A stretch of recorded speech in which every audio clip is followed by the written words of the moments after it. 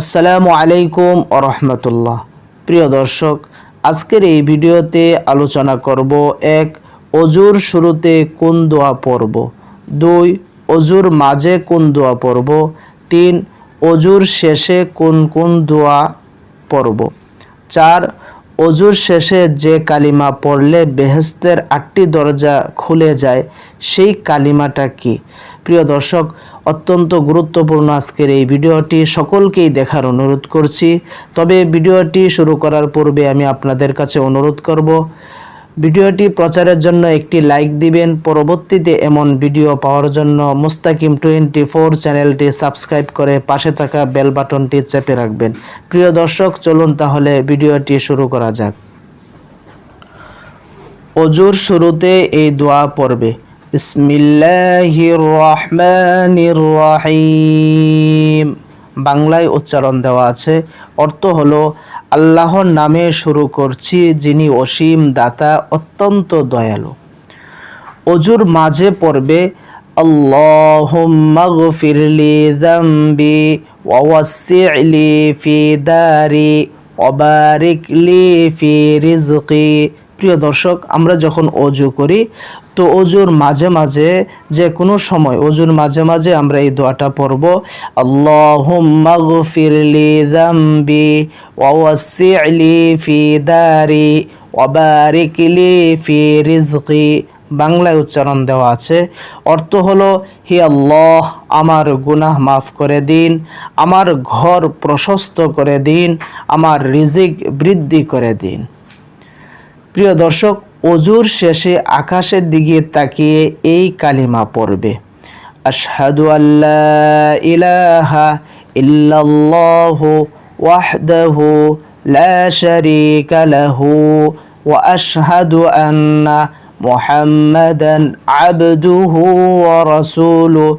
প্রিয় দর্শক, উচ্চারণগুলোর দিকে লক্ষ্য করি, আশহাদু আল্লা ইলাহা ইল্লাল্লাহু ওয়াহদাহু লা শারীকা লাহু ওয়া আশহাদু আন্না মুহাম্মাদান আবদুহু ওয়া রাসূলুহু।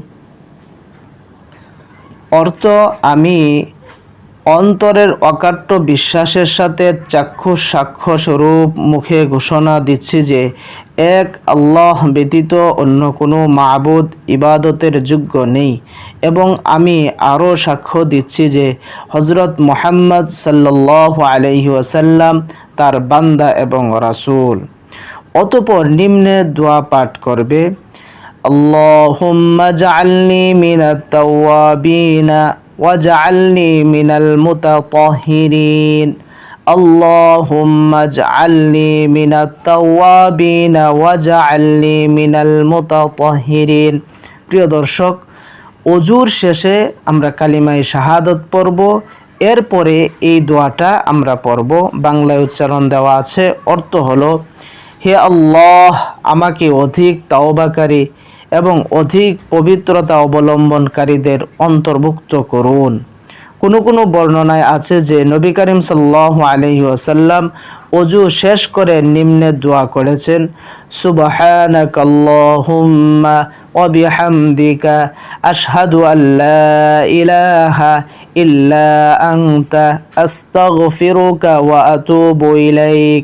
বাংলায় উচ্চারণ দেওয়া আছে, অর্থ হে আল্লাহ, আপনি পবিত্র, আমি আপনার প্রশংসা করতেছি, আমি সাক্ষ্য দিচ্ছি যে আপনি ছাড়া কোনো মাবুদ নাই, আমি আপনার দরবারে ক্ষমা প্রার্থী আর আমি আপনার কাছে তওবা করতেছি।